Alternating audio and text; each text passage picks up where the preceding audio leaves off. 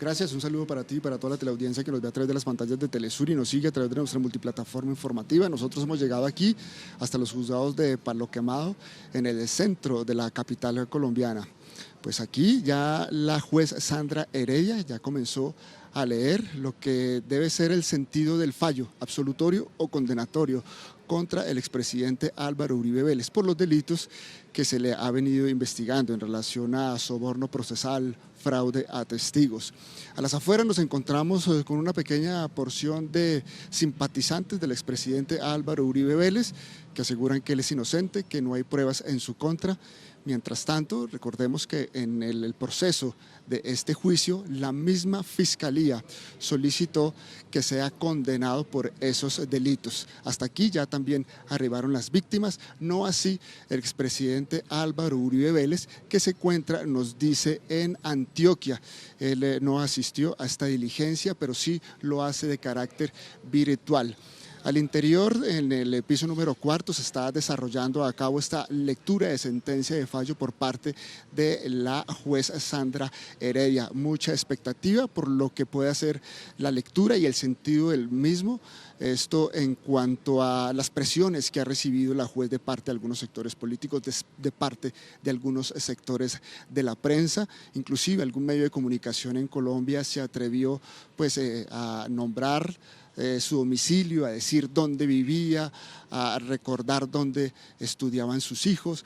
Así que desde varios sectores se ha hecho presión para la juez, para que la juez tome una determinación. Vamos a ver cuál va a ser el sentido del fallo. Hace pocos minutos ya la juez comenzó el mismo, aseguró que ella trabaja y la determinación que se tome va a ser en independencia precisamente de todo el tema de presión mediática o de presión política, y que pues a eso se va a referir su fallo. Dijo que va a ser, se va a extender un poco en la lectura del mismo. Vamos a ver, ya inició precisamente la lectura del fallo y todo el mundo aquí está a la expectativa porque es un hecho histórico. Es el primer presidente o expresidente de la República que asume una posible condena, una posible absolución, pero también es el primero que se sienta en el banquillo de los acusados en relación a investigaciones. Investigaciones, digámoslo así, para algunos sectores de las organizaciones sociales y de víctimas,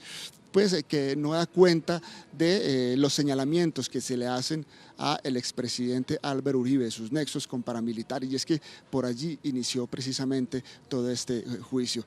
El senador Iván Cepeda, una de las víctimas, está al interior de los juzgados y bueno, se espera que en los próximos minutos haya pues un conocimiento pleno del sentido del fallo por parte de la juez Sandra Heredia el día de hoy aquí desde Colombia en relación a el expresidente Álvaro Uribe Vélez.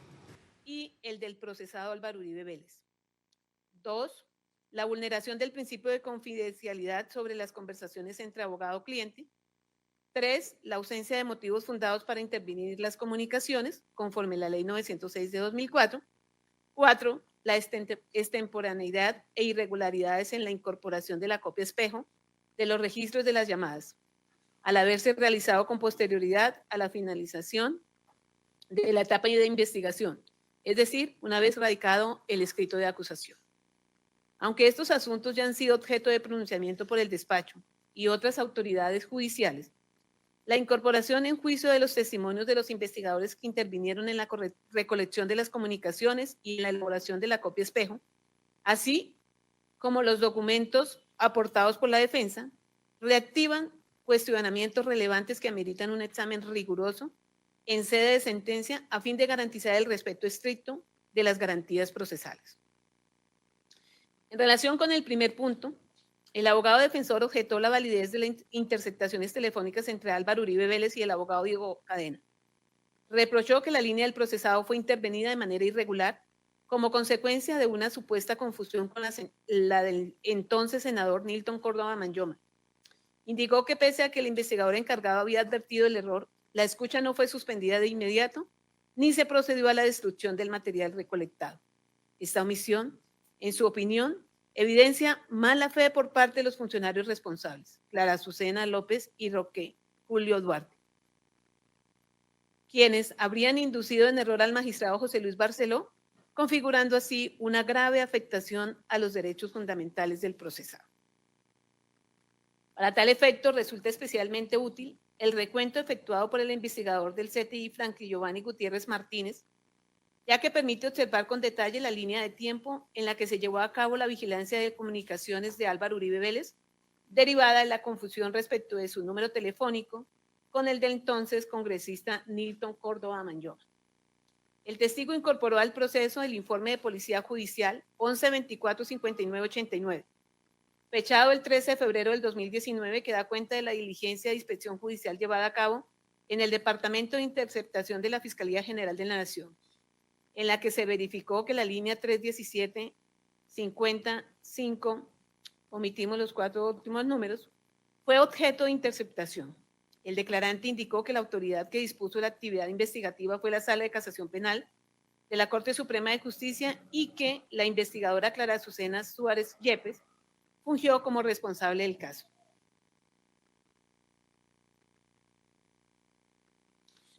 En el documento se incorporó un cuadro que detalla la información extraída a partir de los datos suministrados por el Departamento de Interceptaciones, según el cual el control de las llamadas fue ordenado el 7 de marzo del 2018, dentro del radicado 51699, que se adelanta contra el representante de la Cámara, Nilton Córdoba Manyoma, y está relacionado con el caso del cartel de la toga, ejecutada según orden de trabajo 6607. Por su parte, la cancelación de la interceptación fue dispuesta mediante auto del 4 de abril del 2018 y se hizo efectiva el 9 de abril siguiente.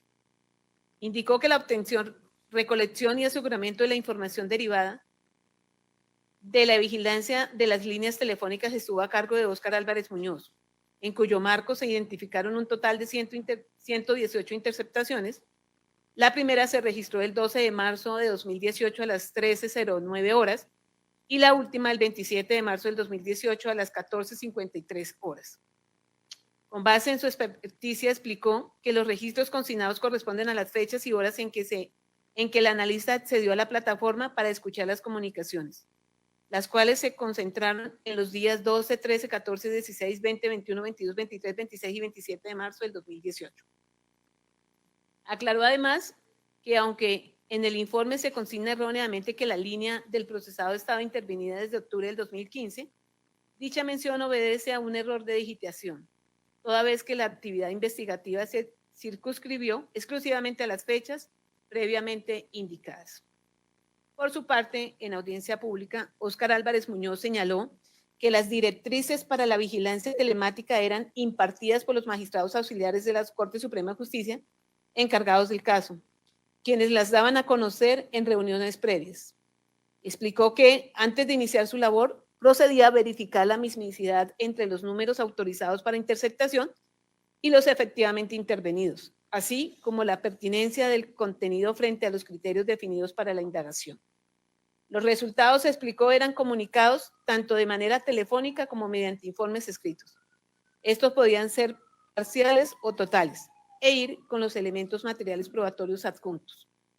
En relación con la interceptación de la línea 317-505, dentro del proceso 51-699, el analista recordó que la orden de trabajo 6607 del 9 de marzo del 2018, contenida en el auto de fecha del 7 de marzo del mismo año, establecía como objetivo de la vigilancia a Nilton Córdoba Manyoma. Sin embargo, durante el desarrollo de su labor advirtió que dicho número no pertenecía al mencionado investigado, sino al reconocido actor político Álvaro Uribe Vélez, cuya voz, según afirmó, es fácil de identificar. De acuerdo con su testimonio, antes de remitir el informe respectivo, contactó telefónicamente al magistrado auxiliar Iván Cortés, lo cual fue registrado mediante el formato FGN 26.13 SCT-F-02, registro de contacto verbal. A raíz de dicha comunicación, el 14 de marzo se llevó a cabo una reunión con él y la investigadora líder Clara Azucena Suárez Yepes, en la que se concluyó la necesidad de cancelar la actividad investigativa. En consecuencia, se definió el procedimiento a seguir, la elaboración y entrega del informe, la expedición del auto correspondiente y la materialización del cese de las interceptaciones. El desplazamiento de Óscar Álvarez Muñoz dentro de la jornada laboral fuera de la sala oro fue consignado en el formato de autorización de permiso personal. En particular, se observan 2 registros asociados al señor Álvarez, Óscar Álvarez. El primero correspondiente al 14 de marzo del 2018, autorizando su salida en el horario comprendido entre las 8 a.m. y las 11 a.m. Y el segundo, fechado el 22 de marzo del 2018, en el que consta una salida autorizada entre las 8 horas y las 9:30 a.m. En ese contexto, el analista elaboró el informe parcial 11-22-47-72, fechado el 28 de marzo del 2018, en el que consignó que la línea intervenida no correspondía al sujeto investigado en ese caso. Este documento fue recibido por el funcionario judicial el 2 de abril del 2018 a las 9:00 horas, acompañado de las grabaciones obtenidas en la sala oro. En ese orden, el recuento de la actuación se resume en la siguiente línea temporal. Miércoles 7 de marzo del 2018, la Sala de Casación Penal de la Corte Suprema de Justicia ordena la interceptación de la línea telefónica 317-505, erróneamente asociada a Nilton Córdoba Manyoma, cuando en realidad pertenecía a Álvaro Uribe Vélez. Viernes 9 de marzo del 2018, se materializa la orden de interceptación por parte del Departamento de Interceptaciones de la Fiscalía. 12 al 27 de marzo del 2018. Se registran 118 interceptaciones de llamadas en esa línea. Martes 14 de marzo del 2018. Reunión entre Óscar Álvarez Muñoz, el magistrado auxiliar Iván Cortés y la investigadora Clara Azucena Suárez Yepes. Miércoles 28 de marzo del 2018. Fecha del informe parcial 11-22-47-72. Lunes 2 de abril del 2018. Recepción del informe parcial 11-22-47-72 por parte del magistrado auxiliar. Miércoles 4 de abril del 2018. Mediante auto, se ordena la cancelación de la interceptación. Lunes 9 de abril del 2018, se hace efectiva la cancelación de la interceptación de la línea. Pues bien, en primer lugar, el recuento resulta útil para evidenciar que, contrario a lo afirmado por la defensa, las interceptaciones no se extendieron durante un mes completo.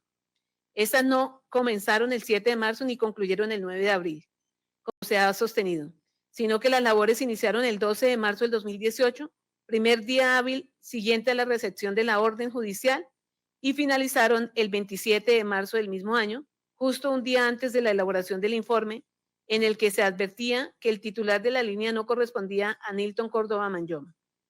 Tal como lo confirman los elementos materiales probatorios, las interceptaciones se llevaron a cabo únicamente en días hábiles dentro del periodo comprendido entre el 12 de marzo, entre el 12 y el 27 de marzo del 2018. Una vez presentado el informe que daba cuenta del hallazgo inevitable, esto es, la identificación de Álvaro Uribe Vélez como titular de la línea. No se continuó con la vigilancia magnetofónica por ser incompatible con el deber de cesar una actividad investigativa cuando su objeto ya no resulta jurídicamente viable. Ahora bien, dado que las labores de la Sala Oro respecto de este abonado telefónico cesaron con la entrega del informe mencionado, el tiempo que transcurrió hasta la expedición oficial del auto que ordenó la cancelación de la interceptación pierde relevancia práctica. En tanto, la medida ya había sido suspendida, de hecho, desde antes de su formalización. Incluso, no puede pasarse por alto, aunque la defensa objete este argumento, que la fecha en la que se suscribió el informe coincidió con el receso judicial de la Corte Suprema de Justicia. Ello explica que su presentación ante el funcionario judicial competente se realizará hasta el lunes 2 de abril, primer día hábil siguiente, tardándose esta nada más que un día y medio para adoptar la decisión. El investigador presentó el informe indicando que estaba esperando órdenes para cesar la interceptación, las cuales demoran entre una semana y semana y media. Así las cosas, no se encuentra debidamente fundada la suspicacia planteada por la defensa respecto de la actuación de la Corte Suprema de Justicia y de sus funcionarios de investigación en lo que concierne al aspecto temporal, toda vez que las pruebas permiten esclarecer de manera confiable las razones por las cuales pudo haber parecido que la orden de cancelación de las interceptaciones se había demorado. A ello se suma que, dentro del periodo analizado, debe incluirse fines de semana y días festivos, además de tener en cuenta la carga laboral de los servidores públicos involucrados, quienes atendían simultáneamente otros asuntos bajo su responsabilidad. Ahora bien, el acervo Al acervo fue allegado el expediente 2018-000439 relacionado con la investigación adelantada en contra del señor Óscar Álvarez. Dichos documentos comprenden una serie de protocolos y directrices internas de la Fiscalía General de la Nación referidos al procedimiento de monitoreo, interceptación y análisis de las comunicaciones en el marco de las actividades de policía judicial. Entre los documentos allegados se encuentra la guía para el monitoreo y escucha de la Fiscalía, el protocolo del sistema de interceptación de comunicaciones y el instructivo relativo a la creación, actualización y control de la información documental. Estas piezas reglamentarias establecen los lineamientos que deben seguir los servidores adscritos a la Policía Judicial en el desarrollo de labores en las salas de monitoreo y análisis de comunicaciones. En particular, se describen las actividades asignadas a los funcionarios encargados, tales como el contacto con el gerente del caso, la verificación de los abonados telefónicos autorizados, la realización del monitoreo y escucha activa, así como el análisis técnico de las comunicaciones interceptadas, el deber de reportar posibles fallas del sistema, remitir los resultados obtenidos, identificar alertas tempranas o incidencias y elaborar informes parciales o finales. De igual forma, la obligación de diligenciar los formatos de cadena de custodia, garantizando la trazabilidad y legalidad del material recolectado.